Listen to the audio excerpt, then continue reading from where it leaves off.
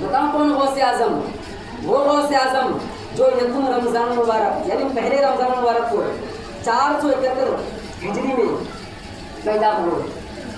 गौसे आजम के वालिद का नाम अबू सालेह मूसा जंगी दोस्त और नाना का नाम क्या जानते हो? जानते ना? अब्दुल्ला सौमई नाम है। क्या नाम है? अब्दुल्ला सौमई। और गौसे आजम की वालिदा का नाम उम्मुल खैर सैयदा फातिमा और आपकी फूफी जान का नाम सैयदा आयशा। ऐसे पुरनूर माहौल में गौसे आजम की परवरिश हुई।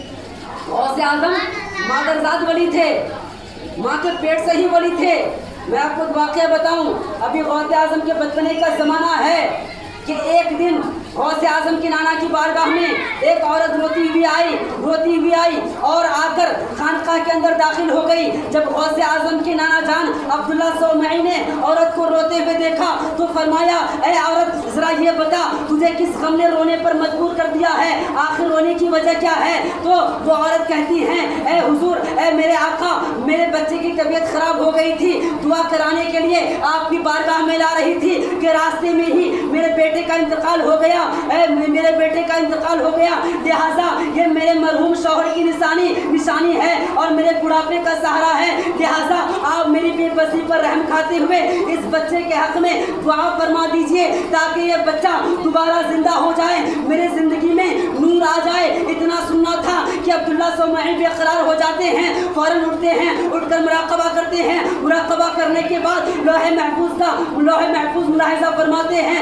और क्या देखते हैं कि उस बच्चे की जिंदगी मुकम्मल हो चुकी है। बड़ी मायूसी के साथ अब्दुल्ला सौमई ने औरत से कहा कि अब इस बच्चे की जिंदगी मुकम्मल हो चुकी है, लिहाजा तकदीर इलाही के आगे सब्र के अलावा कोई चारा नहीं। जैसे ही इतनी बात अब्दुल्ला सौमई ने कही है, औरत की परेशानी और बढ़ जाती है, सारों कतार रोने लगती है, बिलखने लगती है, चिल्लाने लगती है। लेकिन उसी दौरान पीरे पीरा मीरे मीरा खुतबे रब्बानी शहबाज़े मकानी खिंदीरे नूरानी आयात मिन आयातिल कुरानी सैयदना शेख मुहीउद्दीन अब्दुल कादिर जिलानी खानकाह के अंदर दाखिल होते हैं। और जैसे ही गौसे आजम ने उस औरत को रोते हुए देखा तो गौसे आजम फरमाने लगे, ऐ औरत जरा ये बता तुझे किस गम ने रोने पर मजबूर कर दिया है, आखिर माजरा क्या है, तुम्हें किसने सताया? तो उस औरत कहने लगी कि मेरे बेटे का इंतकाल हो गया है, इसलिए मैं परेशान हूँ। गौसे आजम से देखा ना गया, वो औरत रो रही है। गौसे आजम ने भरपूर एतमाद के साथ इरशाद फरमाया,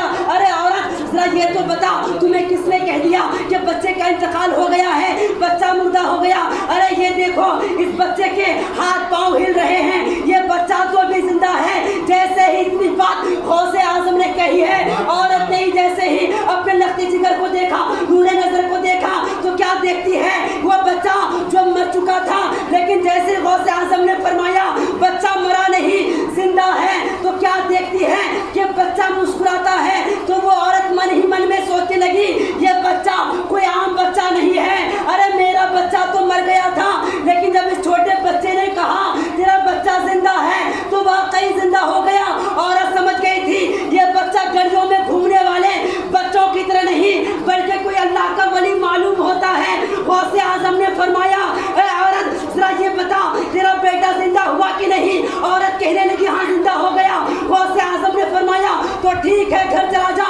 वो औरत खुशी के मारे चले जाती है, झूमते हुए जाती है। वो औरत जो आई थी रोते हुए लेकिन अब जा रही है तो हंसते हुए जा रही है। जब अब्दुल्ला सौमई को ये खबर मिली तो अब्दुल्ला सौमई खुश हुए, लेकिन फिर भी तंबीह के लिए लाठी लेकर अपने नवासे को मारने के लिए दौड़े। लेकिन जब गौसे आजम ने अपने नाना को गुस्से की हालत में देखा, अपने करीब आते हुए देखा, तो गौसे आजम गलियों से आगे गुजरकर कब्रिस्तान में दाखिल हो जाते हैं।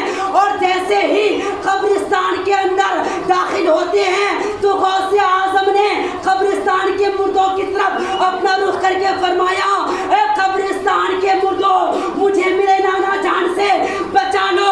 इतना कहना था, वो मुर्दे जो 100 साल पहले मर गए थे, इंतकाल कर गए थे, गौसे आजम के कहने पर सारे उठकर खड़े हो गए थे। गौसे आजम के इर्द गिर्द ढाल बन चुके थे। गौसे आजम का ये मकाम देखा तो गौसे आजम के आगे अपना सर खम करते हुए नजर आए और कहते हुए नजर आए, ए बेटे हम तेरे سکتے. ارے میں تو کیا کوئی ولی بھی تمہارے مرتبے کو نہیں پہنچ سکتا. لہٰذا ہم اپنا سر تمہاری مرضی کے آگے خم کرتے ہیں. جب اعلیٰ حضرت نے غوث اعظم کا یہ مقام دیکھا تو کہنے لگے